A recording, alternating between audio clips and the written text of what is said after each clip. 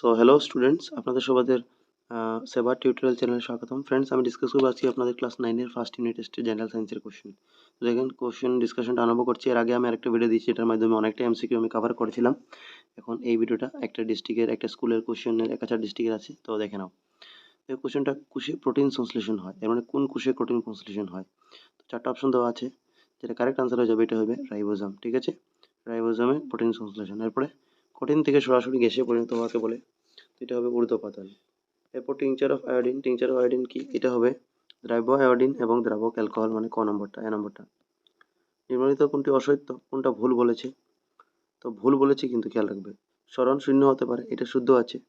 সরণ থেকে দূরত্বের পরিমাণ বেশি হতে পারে, এটাও ঠিক আছে। হ্যাঁ, এটা বেশি বা তার থেকে সমান হতে পারে, কম হতে পারে না। যদি কম বলতো তো ভুল হতো। বেশি বলেছে, শুদ্ধ।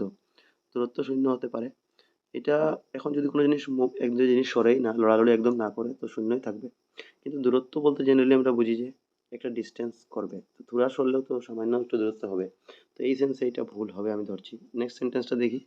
সরণ দূরত্ব একই হতে পারে, এটাও ঠিক আছে। সরণ দূরত্ব একই হতে পারে, কোনো জিনিস যদি না সরে, তো সরণ তো জিরো আছে আর দূরত্ব জিরো আছে। ঠিক আছে, এর মানে 3 নাম্বারটাই আমি কারেক্ট লাগাবো। ঠিক আছে, এখানে নেক্সট দেখো, সমবেগের বেগ সময় লেখচিত্রটি, এটা কি হবে? সমবেগ মানে সমান সমান বেগে হচ্ছে, তো এটা হবে সরল রেখা। ঠিক আছে, এরপর দেখো,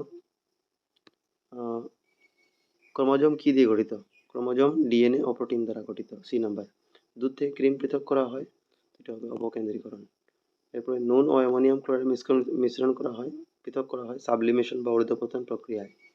কোষের আত্মহননকারী থলি বলা হয়, এটা হবে লাইসোজোম। এটা বানানটা ভুল দিয়েছে, লাইজোজোম, লাইসোজোম হবে। কোন দ্রবণে কোষের আকার সমান থাকে? এটা হবে সমাসারী বা আইসোটনিক সলিউশন, সমাসারী দ্রবণ। এখন বাকিগুলো কোশ্চেন আনসার আছে 1 মার্কের, এগুলো তোমরা দেখে নিবে নিজের থেকে।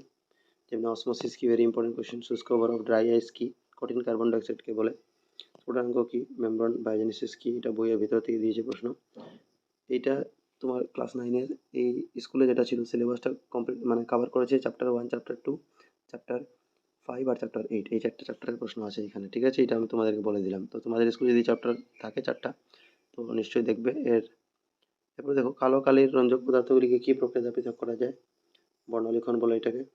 পদার্থের কণাগুলি বৈশিষ্ট্য, পদার্থের কণাগুলি একটি বৈশিষ্ট্য মানে অবিরত, হ্যাঁ, গতিশীল, এটা লিখতে পারো। একটি তরল ধাতু, একটি তরল ধাতুর নাম লিখো। তরল ধাতুর নাম তোমরা জানো মার্কারি, ও ধাতুর নাম ব্রোমিন। দ্বিতীয় বেগের পার্থক্য 2টা, এটা লিখবে। এরপরে তো বাকিগুলা কোশ্চেন আছে, তোমরা দেখে নিবে। ঠিক আছে, এইগুলা কোশ্চেন আছে, স্ক্রিনশট মেরে নিবে, যদি দরকার হয় আরামসে শিখে নিবে। ত্বরণ কি, ত্বরণের এসআই একক কি? এসআই একক হবে মিটার পার সেকেন্ড স্কোয়ার ত্বরণের। ঠিক আছে, তো খুব ইজি প্রশ্ন আছে। এই ডিস্ট্রিক্টের কোশ্চেনটা তোমরা আরামসে করে নেবে। Thank you for watching.